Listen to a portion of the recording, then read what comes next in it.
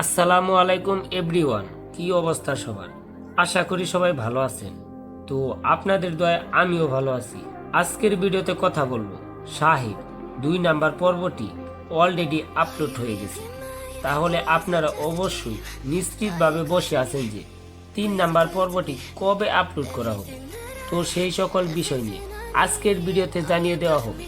তার আগে আপনি যদি আমাদের এই চ্যানেলে নতুন দর্শক হয়ে থাকেন তাহলে আমাদের এই চ্যানেলটি সাবস্ক্রাইব করে আমাদের একজন দর্শক হয়ে যেতে পারেন।